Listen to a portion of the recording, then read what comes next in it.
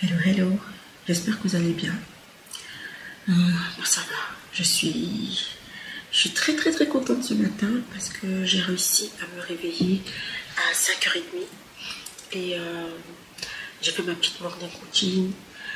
C'est la même chose, prière, méditation et quoi d'autre? Et petit café. Donc j'ai déjà pris mon café. Donc là, il est à peu près 6h30. Baby dort, n'est-ce pas? Et ça m'a fait trop du bien d'avoir ce moment-là que pour moi ce matin, vraiment. C'est ce que je kiffe. En été, c'est vraiment ce que j'arrive à faire facilement. 5h, 5h30, j'arrive à me réveiller, mais en hiver. Mais hier, vous avez vu, j'ai réussi à sortir une vidéo avant minuit. Petite victoire. Là, j'ai décidé de faire un peu le ménage. Surtout la cuisine, il y a la vaisselle, le ménage, le truc.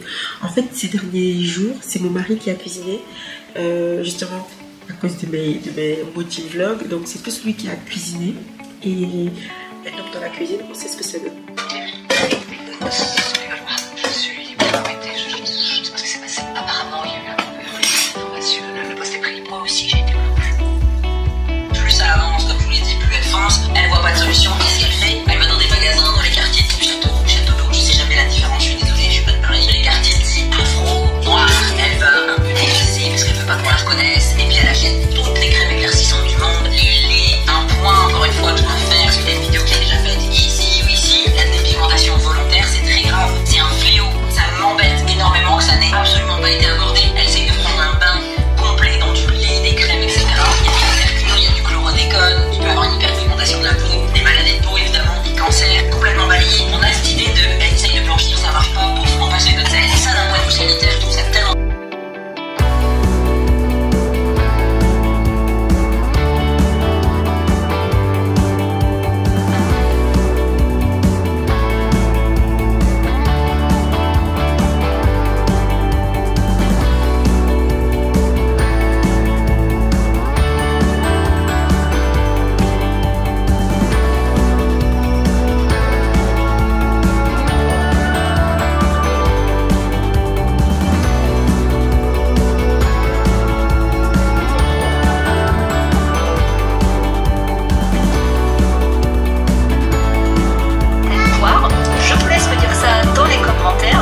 Et sur ce, voilà, c'est la fin de cette petite vidéo et je vous retrouve.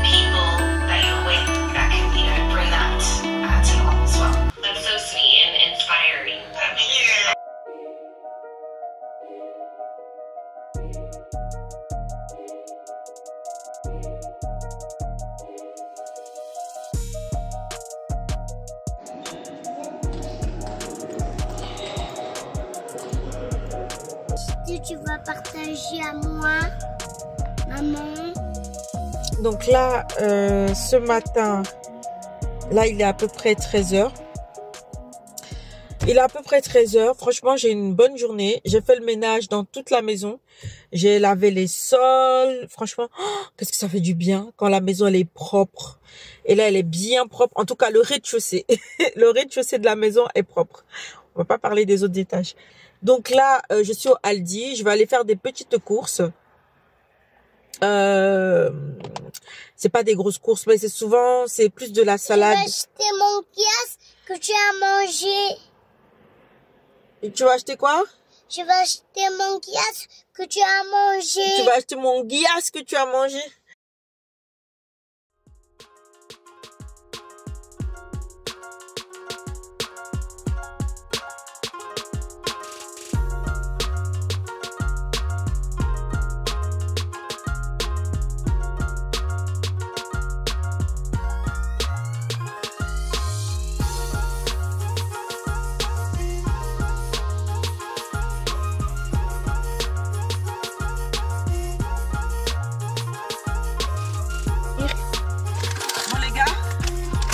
Le matin, j'ai pas mangé et je suis de la team manger un fruit, un légume. J'ai oublié ce que j'étais allée acheter. Non, j'ai pas oublié. La salade, elle avait pas une bonne tête, donc j'ai pas pris la salade. Bon, bref. En gros, je suis de la team manger quelque chose de vivant le matin. Depuis le matin, j'ai rien mangé. Là, il doit être 13h30. Voilà, mon premier repas de la journée. En fait, c'est des Milk Friends. Donc, je pense que c'est un peu le style Chocobon. Ça ressemble vraiment à un chocobon, mais en blanc. Je suis tellement fan du chocolat blanc. Je salive. Oh my god, je salive déjà. C'est abusé. Regardez pas mes moignons. J'ai des moignons d'ongles maintenant. Bref. Manger. Je mange tout seul.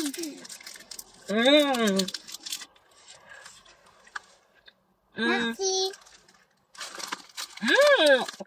Ah ouais, c'est diabolique. Bon, c'est pas aussi diabolique que le chocobon. Là, c'est sûr, c'est très difficile d'être plus diabolique qu'un chocobon. Mais ça concurrence, hein.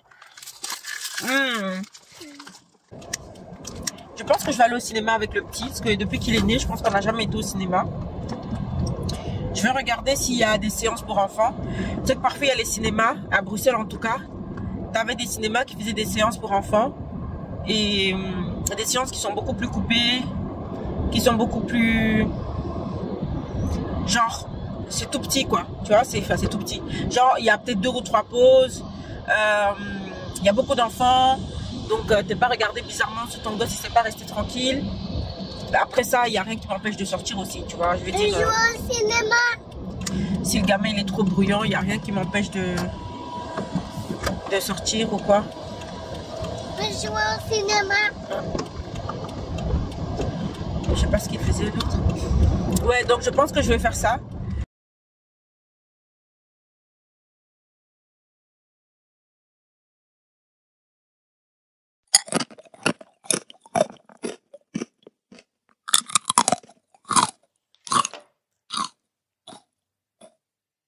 Rien, tout va bien. Et toi, ça va?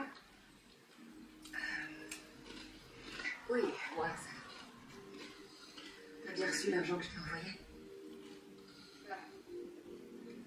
Non. Comment ça? T'imagines bien qu'il a tout pris. T'as réussi à t'acheter ton uniforme de gym. Quand la réalité devient trop dure à supporter, tu te noies dans Netflix. Netflix, c'est l'échappatoire. Déjà, tu scrolles pas. Il n'y a pas de pub. Et ça t'aspire. Bref, l'humeur n'était pas bonne. Donc, j'ai décidé de me noyer dans la méta, n'est-ce pas? De Netflix. Et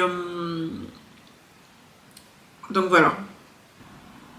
Je sais pas comment raconter cette histoire sans trop en dire. En gros, je vais partir du point général. Voilà. Je vais partir du point de vue généraliste. C'est-à-dire que comment aider correctement quelqu'un. Ok? Comment aider quelqu'un. Donc, je vais raconter mon histoire à moi pour ne pas raconter la vie des autres. Quand j'ai rencontré mon mari, les gens autour de moi me disaient « Oh, il t'offre des trucs. Qu'est-ce qu'il fait pour toi? Est-ce qu'il paye ton loyer? Est-ce qu'il paye ci? Est-ce qu'il paye ça ?» Et je disais aux gens « Non, il m'offre bien plus que cela. » Et je dis « Comment ça, il t'offre bien plus que cela ?» Je dis « Il m'offre mon indépendance. » Je sais que chez nous, en Afrique, c'est normal pour un homme de donner de l'argent à sa femme. Ok? Et moi, je disais « Non, j'ai pas besoin qu'il me donne de l'argent. Je préférais plutôt qu'il me donne autre chose. » Les gens me disaient, mais quoi, pourquoi il ne paye pas, il t'aide pas à payer le loyer, il t'aide pas à payer ça, il t'aide pas à payer ça, il t'aide pas à payer ça. Et je disais non, parce qu'on a trouvé un système pour qu'il m'aide.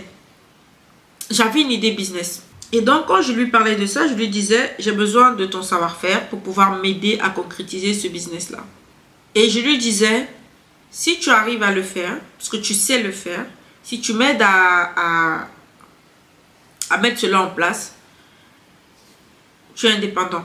J'aurais plus à te demander de l'argent. Je n'aurais plus à te demander quoi que ce soit en fait. J'ai réussi à faire qu'en fait, il m'aide. Ok? J'ai réussi à créer un système dans lequel il m'a déjà aidé. Le business était en place. Il produit de l'argent tous les mois. Donc, je n'ai pas à demander à mon mari de l'argent tout le temps.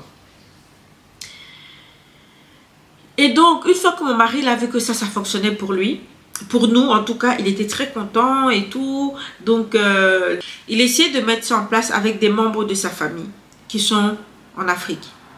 Donc, il a essayé de mettre ça avec les membres de sa famille qui sont en Afrique en se disant, ben oui, c'est vrai que le système là, ça me permet en fait de donner un investissement au début et dès que j'ai les moyens et ensuite, Tu vois, ça continue à marcher tout seul. On n'a plus besoin d'une intervention extérieure. Il n'a pas besoin tout le temps de m'assister financièrement.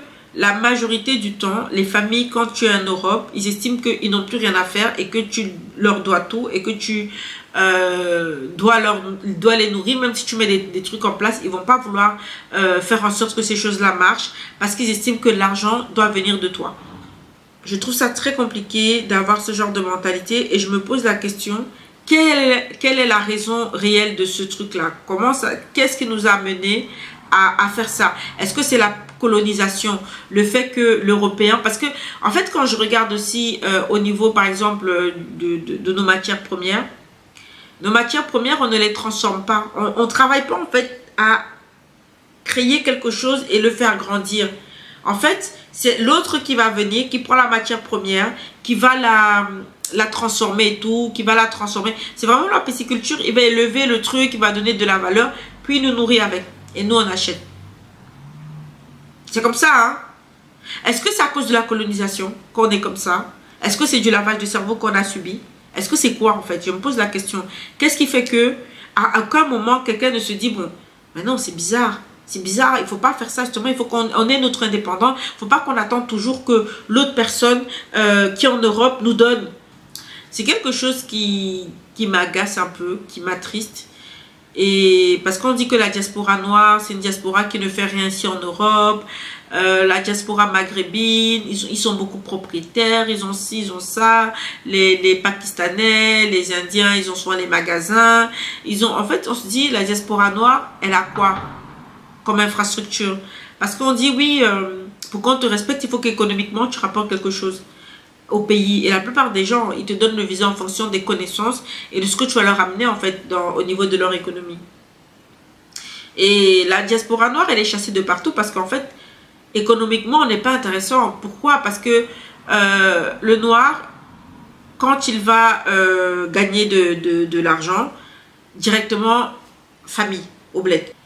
Les gens se disent, il est en Europe, il va subvenir, c'est normal qu'on se mette en position de... Tu vois, c'est la mentalité aussi de quémanderie. C'est ça, quand on dit oui, il faut arrêter d'être des quémandeurs.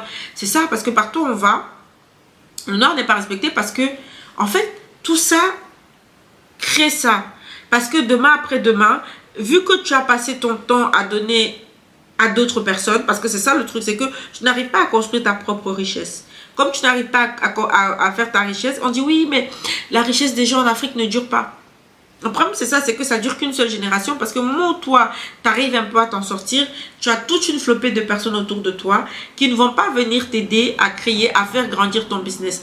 Ils ne vont pas te dire, donne-moi une pousse de ton arbre, je vais aussi aller planter l'arbre chez moi.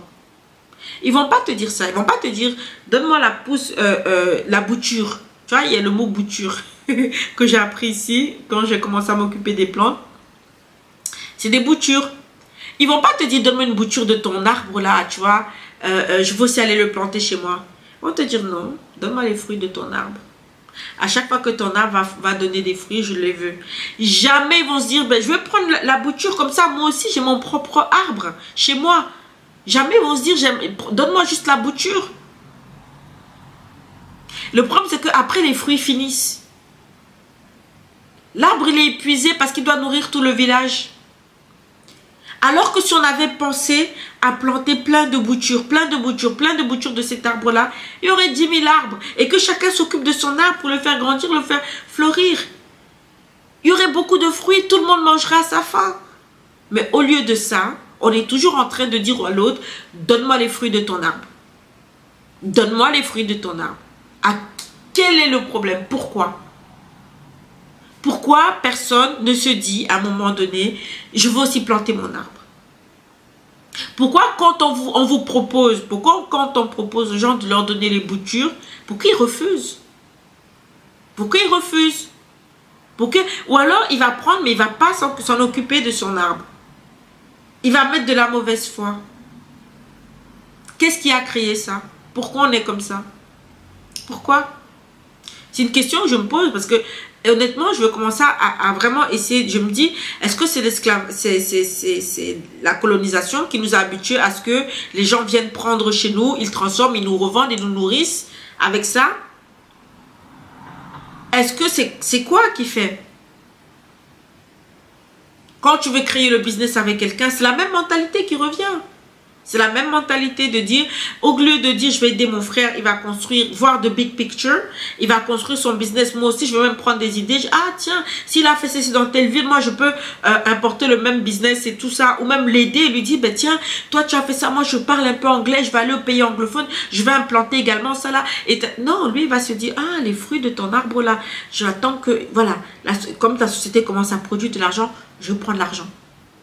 Tu as travaillé dur, tu as économisé. Nous, on ne va pas se dire, ben tiens, comment tu as fait? Montre-nous aussi. Non, non, non, non. Je veux ton argent là que tu as économisé. Je n'ai pas envie de savoir comment faire pour économiser et atteindre ton niveau. Je veux juste ton argent que tu as travaillé. Ça épuise les enfants. Je ne sais pas s'il y a des parents africains qui passent par cette vidéo. Ça épuise les enfants.